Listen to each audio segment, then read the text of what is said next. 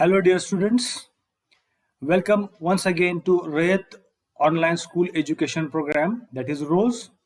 I'm Professor P.B. Sargade from Sadhguru Gadge Maharaj College, Karad. And today, in our biology syllabus, we will discuss a very important topic, the control and coordination. Now, let's start to our topic. Now, we will see firstly the contents at a glance. The control and coordination topic includes the following points: the nervous coordination, in that the nervous system in hydra and planaria, that is a flatworm, then neural tissue, types of neuroglial cells and their function, synapse, transmission of nerve impulse, then steps in generation and conduction of nerve impulse, then human nervous system. In this, we are going to study the central nervous system, that is CNS, the second PNS or peripheral nervous system, the third ANS or autonomous nervous system. Then we are going to study the spinal cord, the sensory receptors, eye and ear. Now this was the contents of this topic. Now remember, from the point of view of our examination, the topic control and coordination carry marks, and it is a very important topic in our syllabus. Now this is the first lecture of our control and coordination. Now let's start with our topic. What is nervous coordination and what is its need? The need of control and coordination in the animals. The organism is in direct contact with its environment, so any changes in its surroundings have an influence on its body. Now remember this point: the organisms, they are surrounded by the environment and they have its influence on their body. And to maintain the balance between the environmental factors and body functions, there is a need of such controlling and coordinating system that works for the welfare of the organism. So remember, the various body organs, the organ systems and the entire body of the organism, it requires to be work in a coordinated manner. So the mechanism of control and coordination in the animal body is very much important. Now we talk about the nervous system in primitive animals. When we talk about the multicellular animals which are having the nervous system, when we start with the Cnidaria, the nervous system in hydra, we consider this is the most primitive type of nervous system. And in this slide you are going to see the diagram of the hydra and the nervous coordination or the nervous system in hydra. The hydra, a Cnidarian, shows the diffuse nervous system, and it is the most primitive nervous system in the animal kingdom. The Cnidarian are thus the first animal group showing the true simple nervous system. Now look at this diagram. In this diagram, the hydra we are going to see, and these are the tentacles and this is the body of the hydra. These tentacles and the body, from inner side and to the periphery, it contains the nerve cells which form a nerve net. Now going into detail, this is the mouth part of the hydra. These are the tentacles, and here there are two nerve nets in the body of the hydra. And before going to study in detail, the hydra, it consists of the sensory cells and the nerve cells or neurons along with their fibers. And the nerve cells, as the name suggests, they are scattered or distributed throughout the body and interconnected. Here they are interconnected to each other by synapses between their fibers to form a nerve net. Now remember, here they are interconnected, so they are also called as the nerve cells. They form a nerve net, so they are internally connected. Now this is the very primitive type of nervous system when we consider the animal kingdom, and particularly the Cnidarian hydra. Now we'll move forward. Now the next group in the classification is the flatworm or the Platyhelminthes group. Here a very peculiar animal, Planaria, it shows a very peculiar nervous system. Now we will study the nervous system in Planaria, which is a flatworm belonging to the phylum Platyhelminthes. As told you earlier, Planaria is a flatworm belonging to the phylum Platyhelminthes. It is the most primitive animal with a central nervous system. Now remember this word, central nervous system, which is located on the ventral side of the body. Now look at this diagram. The Planaria, the body of the Planaria, it consists of a mass of, from the inside in the nervous system, a mass of cerebral or cephalic ganglion appearing like an inverted U shape. Now this is the inverted U shape, and it is the inverted U-shaped brain. These lie in the anterior head region, and from each ganglion arises, 9 branches towards the outer side. Ventrally from below, the ganglia arise a pair of ventral nerve cords. Now these are the ventral nerve cords. This is the brain. It is of inverted U shape. Then the ventral nerve cords, they are also called as VNCs or long nerve cords because they are longer and they run throughout the body of the animal to the ventral side. These are interconnected. Now remember, you are watching in this diagram, you are seeing in this diagram, they are interconnected to each other by transfer nerve. These are the transfer nerves. And or they are also called as commissure in a ladder-like manner. Now these transverse nerves which are attached to the nerve cords, they are looking like the ladder. So sometimes it is also called as ladder type. So the peripheral nerves plexus arising laterally from the VNC, and the peripheral nervous system include sensory cells arranged in lateral cords in the body. Now this is the nervous system in Planaria, which is slightly advanced when we consider the nervous system in Cnidarian Hydra. Now we will move towards the next animal, the nervous system in earthworm. Now the earthworm belonging to the phylum Annelida, and it is showing annuli all over the body. The body is segmented. The nervous system in earthworm is also segmented just like rest of the body. The nervous system is also of that type, and it is segmented.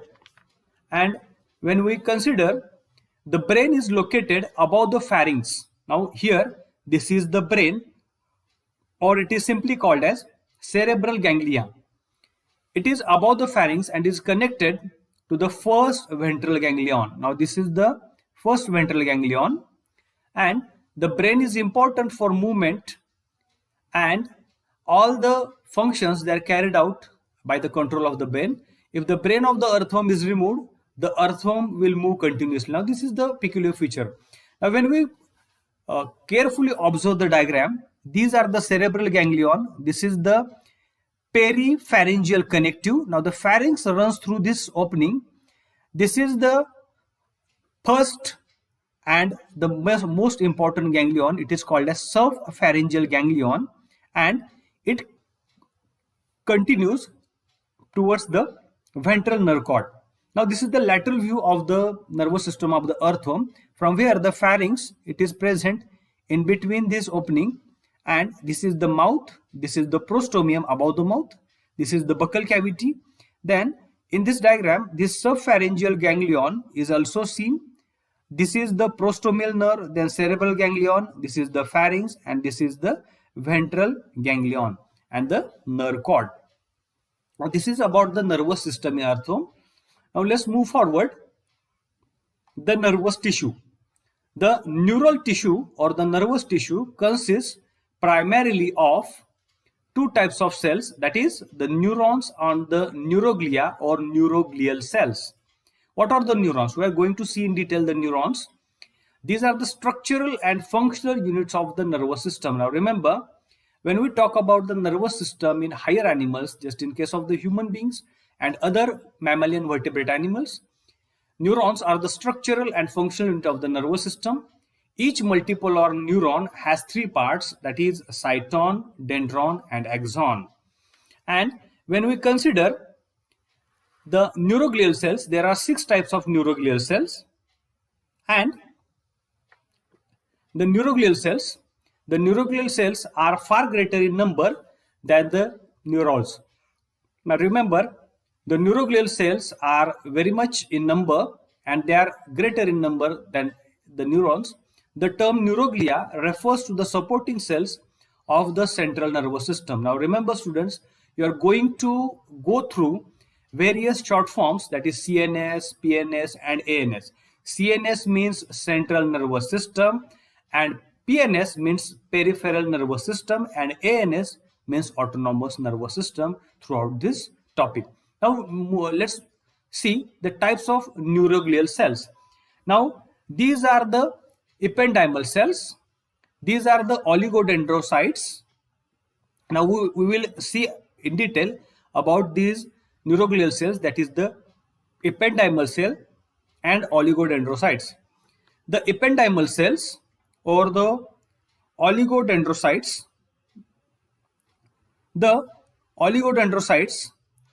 now particularly this is having structure just like the neuron.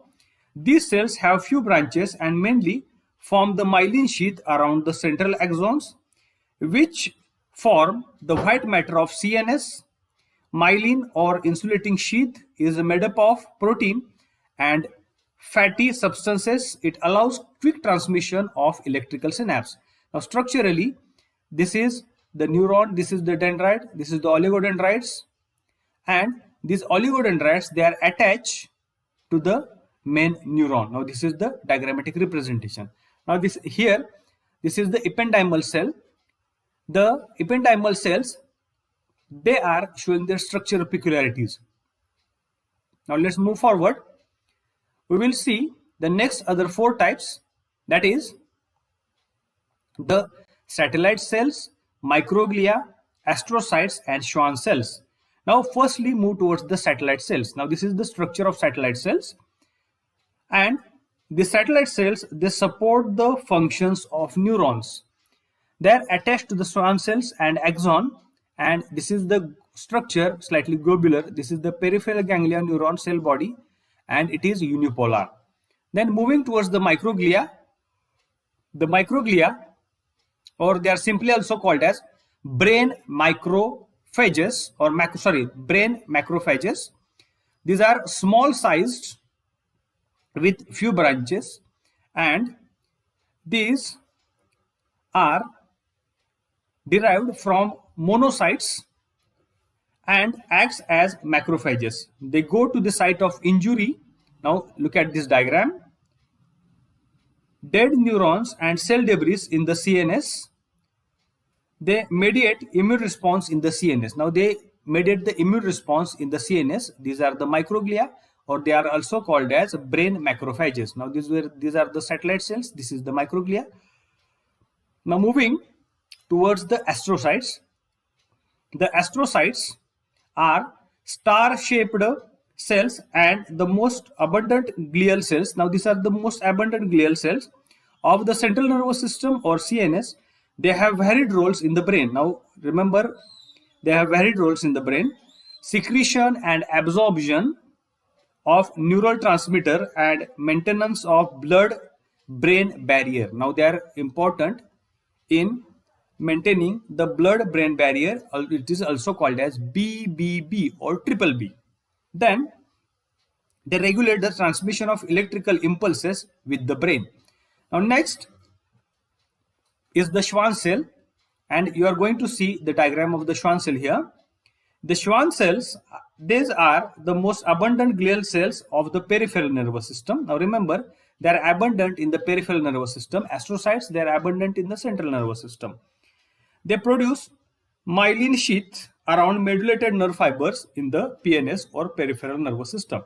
Now this is about the 6 neuroglial cells, that is ependymal cells, oligodendrocytes, then satellite cells, microglia, then astrocytes and Schwann cell.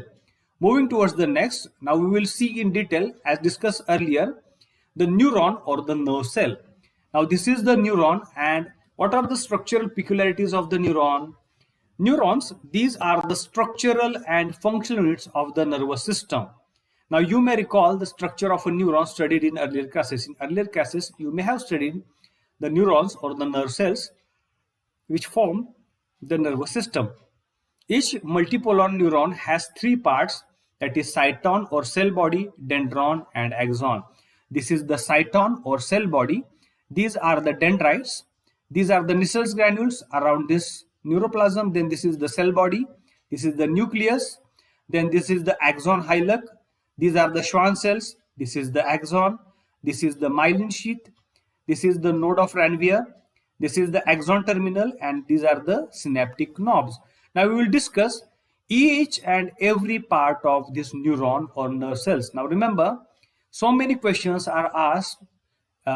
They may be short answer type of questions, long answer type of questions, in MCQs and in single sentence answers about the neuron. So neuron is very much important, and we are going to see in detail the various parts of the neuron. Now remember this diagram of the neuron. You may draw it in your notebook. Now about the cyton has a distinct central nucleus with a nucleolus and neuroplasm. A clear film of cytoplasm, it surrounds the nucleus, around which there are neurofibrils, Nissel's granules and other cell organelles. The Nissel's granules are riboprotein components. Remember, the Nissel's granules are the riboprotein components. They play an important role in the synthesis of the enzyme required for formation of the neurotransmitter. The neurofibrils play an important role in transmission of nerve impulse. Then the dendrons, as discussed in the earlier diagram, are many small conical processes arising from the cyton or the cell body. These are highly branched into fine dendrites. The Nissel's granules and neurofibrils both can be seen at the base of the dendrons. They transmit message towards the cyton. Now about the axon. What is axon? Axon is a single long, usually unbranched process arising from the cyton at the axon hillock. I have discussed about the axon hillock in previous slide. It consists of a bundle of neurofibrils. The Nissel's granules are absent here. Terminally, the axon gives out branches called telodendrons. The axons carry the messages away from the cytons. The axons may give out lateral branches called as collaterals. In some cases, the terminal branches, they attach to muscles, glands, skin, or telodendrites of another neuron. The interconnection between two neurons or neuron with motor organ is called as synapse. We will study in detail the synapse. Now moving towards the next slide, the cytons are generally found inside the brain. Now we are talking about the neuron in detail, spinal cord of the CNS, and in the ganglia. Small groups of cell bodies inside the white matter of brain are called as basal nuclei. A bundle of axons called nerve may be covered only by neurolemma in the non-modulated nerves, while in the modulated nerves it is covered both by medullary sheath and on the outside by neurolemma. Conduction of impulse by the modulated nerves is 50 times faster than in the non-modulated nerves. The connective tissue covering around the nerve fascicule is called as endoneurium. Now remember this point, the nerve connective tissue covering around the nerve fascicule is called as endoneurium. Few nerve fasciculi with endoneurium are surrounded by connective tissue called as perineurium. Now remember this word. And a still large bundle of nerves is covered on the outer side by epineurium. The blood is supplied to all the nerves to provide oxygen and nutrients. Now blood is supplied to all the nerves in order to provide the necessary required nutrients and oxygen. Now what is synapse?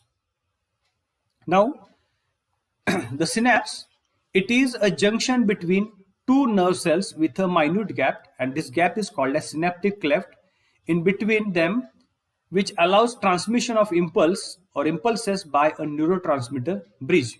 Now, what are the properties of nerve fibers? Now, before going to start the synapse in detail, what are the properties of the nerve fibers we are going to see in detail? Now, first is the excitability or irritability. The excitability is shown by the nerve fibers on account of presence of a polarized membrane in the nerve fibers. It is having the ability to pursue stimuli and enter into a state of activity. So this function or this property is called as excitability or irritability. Then conductivity. When we talk about the conductivity, it is the ability to transmit the excitation. Now it is in the neurological language, it is called as conductivity. Then the stimulus. The stimulus, it is any detectable physical, chemical, electrical change in the external or internal environment which brings about excitation in a nerve, muscle, organ, organism. In order to be effective, the stimulus must have a minimum intensity called as threshold stimulus.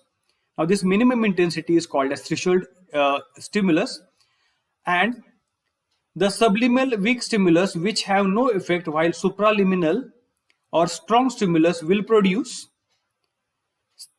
the same degree of impulse as the threshold stimulus. Then again, next property of the nerve fiber is the summation effect.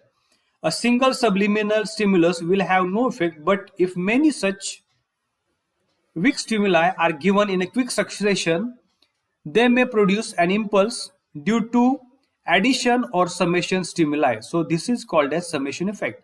Then all or none law.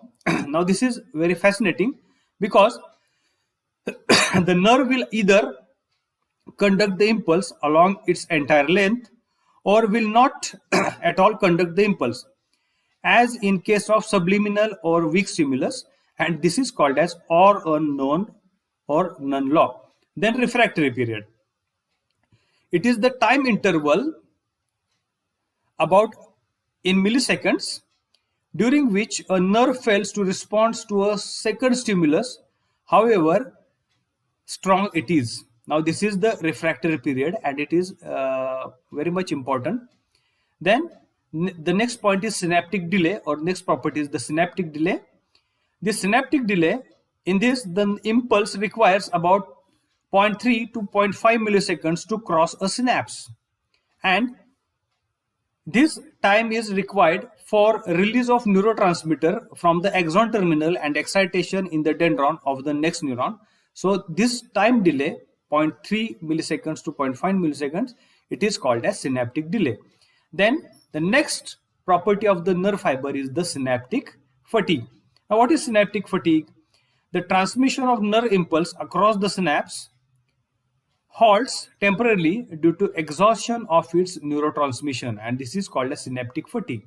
And again, another property here is the velocity, and the rate of transmission of impulse is higher in long and thick nerves, and it is higher in homeotherms than in poikilotherms, and the velocity of transmission is higher in voluntary fibers, that is 100 to 120 meter per second in human being, as opposed to autonomic or involuntary nerves, that is 10 to 20 meter per second. Similarly, it is faster in medullary nerves, as the impulse has to jump from one node of Ranvier to the next. Now it is called as the velocity of the nerve fiber. Now these are the stepwise properties of the nerve fiber. I have explained you excitability or irritability, then conductivity, stimulus, summation effect, all or none law, then refractory period, synaptic delay, and synaptic fatigue. Now moving towards the next types of synapse. Now this diagram, it indicates or it shows the synaptic transmission. Now before going to see the synaptic transmission and its detail, we have to study the types of synapses. We have discussed about the synapse, the definition of the synapse. The first is the electrical synapse. In this type of synapse, Gap between the neighboring neurons is very narrow. The synapse between such close neurons is mechanical. Now the gap, it is very narrow, and it is the synapse in between such close neurons is mechanical. Then next is the chemical synapse. These are specialized junctions through which cells of the neural system send chemical signals to the other neurons and to non-neuronal cells. Now these are the two types of synapses: electrical synapse and chemical synapse. Now we are going to see in detail this synaptic transmission. Now this is the presynaptic neuron. This is the nerve impulse which is traveling through this synaptic end of the bulb, and it shows certain entities inside. Now these are the C++ ions. This is the voltage gated C++ channel. This is the cytoplasm. These are the synaptic vesicles. This is the synaptic cleft as discussed earlier. These are the neurotransmitters, and this is the Ca++ transmission bringing the ions. Then this is the neurotransmitter receptor. These are the ligand gated channels and these are the presynaptic neurons. These are the ligand gated channel. These are the open, these are the closed, and here the postsynaptic potential, and this is the nerve impulse.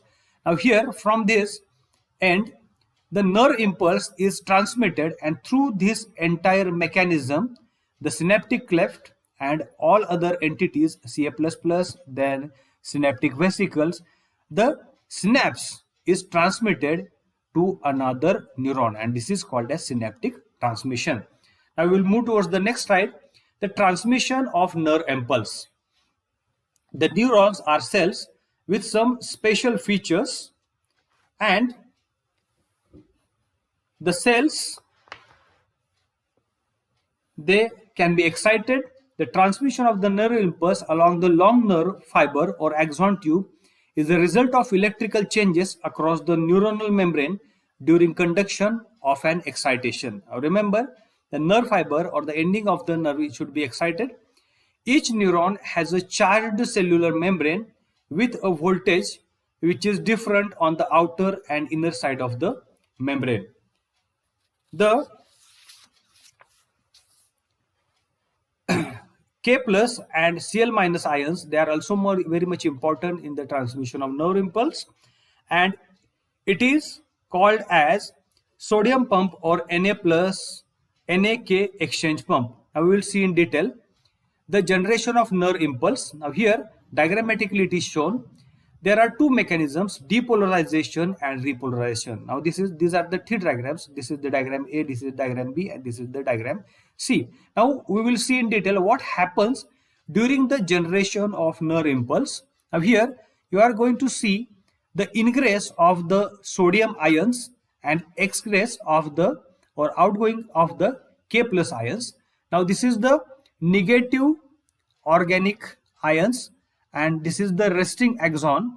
And here what happens, in depolarization, the origin and maintenance of resting potential depends on the original perfect state, and any change or disturbance to the membrane will cause Na plus to enter. Now this Na plus is entering into the membrane and lower the potential difference, which is lesser than 70 millivolts, and this makes the membrane more permeable. Now remember, it makes this membrane more permeable to Na plus, so there will be rapid influx of Na plus. Now this Na plus, they are rapidly influxing inside the membrane, and this property is peculiar to a nerve membrane. The voltage gated Na plus and K plus. Now this K plus, they are going outside, and these Na plus, they are coming inside. Now it causes the polarization and depolarization. Now look at towards the diagram B and C. Now this part is polarized and this part is depolarized, and here this part is polarized, this part is depolarized, and this part is again repolarized, and this is the excited axon. Now theoretically, when we talk about the entire mechanism, During resting potential in the depolarization, both gates are closed and resting potential is maintained. However, during depolarization, now here the depolarization, the Na plus gates open but not the K plus gates. Here, remember Na plus and K plus gates. This causes Na plus to rush into the axon which bring about a depolarization opposite to the polarity, and extracellular fluid, or it is also called as ECF, not mentioned in this slide, becomes electronegative, which represent, now here inside the membrane, which represent the, and it becomes the electronegative with respect to the inner membrane, which becomes electropositive.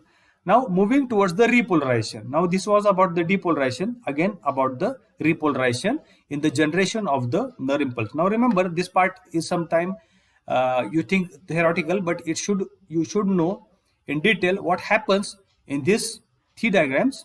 In repolarization, change in the polarity from the depolarization back to the original state is done by the process of repolarization. It occurs after a short interval called as a refractory period. Now it occurs after the refractory period, and the large number of Na plus, that means sodium ions on the inside, causes the drop in permeability. Now it causes the drop in the permeability here and of membranes of Na plus, and at the same time making it more permeable to K plus ions by the opening the K plus voltage gates. Now here the K plus voltage gates, they are open.